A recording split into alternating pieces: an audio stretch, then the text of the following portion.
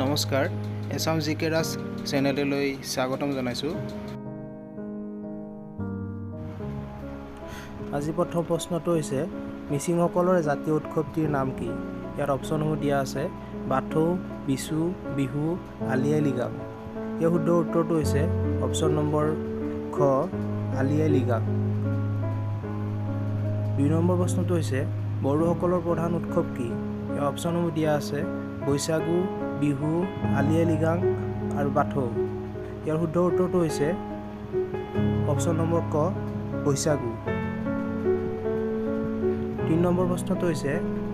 অসমৰ আটাইতকৈ বৃহত্তম ৰেল জংচং কোনটো এই অপচনসমূহ দিয়া আছে মালিগাঁও লামডিং গোৱালপাৰা আৰু ৰঙিয়া ইয়াৰ শুদ্ধ উত্তৰটো হৈছে অপচন নম্বৰ খ লামডিং 4 নম্বৰ প্ৰশ্নটো হৈছে অসমৰ আটাইতকৈ ডাঙৰ দলংখনৰ নাম কি এই অপচনসমূহ দিয়া আছে শৰাইঘাট নৰনাৰায়ণ ঢলা-শদিয়া আৰু বগীবিল এই শুদ্ধ উত্তৰটো হৈছে অপচন নম্বৰ গ ঢলা-শদিয়া 5 নম্বৰ প্ৰশ্নটো হৈছে অসমৰ একমাত্ৰ পশু চিকিৎসা মহাবিদ্যালয় ক'ত অৱস্থিত এই অপচনসমূহ দিয়া আছে খানাপাৰা হালাকুৰা চাংচাৰী বঙাইগাঁও এই শুদ্ধ উত্তৰটো হৈছে অপচন নম্বৰ ক খানাপাৰা 6 নম্বৰ প্ৰশ্ন অসমৰ একমাত্ৰ চলচ্চিত্ৰ ষ্টুডিঅ'টো ক'ত অৱস্থিত এই অপচনসমূহ দিয়া আছে অনুৰাধা বিষ্ণু চিত্ৰগৃহ জ্যোতি চিত্ৰবন এটাও নহয় ইয়াৰ শুদ্ধ উত্তৰটো হৈছে অপচন নম্বৰ গ জ্যোতি চিত্ৰবন 7 নম্বৰ প্ৰশ্ন হৈছে অসমত বিধানসভাৰ আসনৰ সংখ্যা কিমান এই অপচনসমূহ দিয়া আছে 120খন 126খন 125খন আৰু 128খন ইয়াৰ শুদ্ধ উত্তৰটো হৈছে অপচন নম্বৰ খ 126খন 8 নম্বৰ প্ৰশ্ন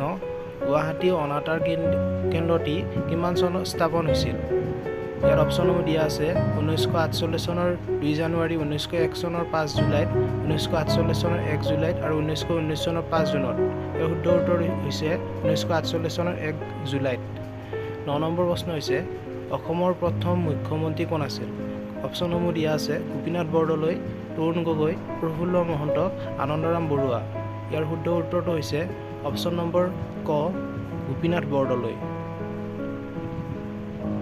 10 নম্বৰ প্ৰশ্ন প্ৰথম অসমীয়া চিনেমা কোনখন অপচনসমূহ দিয়া আছে জয়মতী ইন্দ্ৰমালতী মৃগনাভি আৰু বিপ্লৱী ইয়াৰ শুদ্ধ উত্তৰটো হৈছে অপচন নম্বৰ ক জয়মতী 11 নম্বৰ প্ৰশ্ন অসমত মঞ্চস্থ হোৱা প্ৰথম ভাওনা বা অংকীয়া নাট কোনখন এই অপচনসমূহ দিয়া আছে জয়দ্ৰথ জয়মতী চিহ্নযাত্ৰা আৰু ৰঙা পুলিচ ইয়াৰ শুদ্ধ উত্তৰটো হৈছে অপচন নম্বৰ গ চিহ্নযাত্ৰা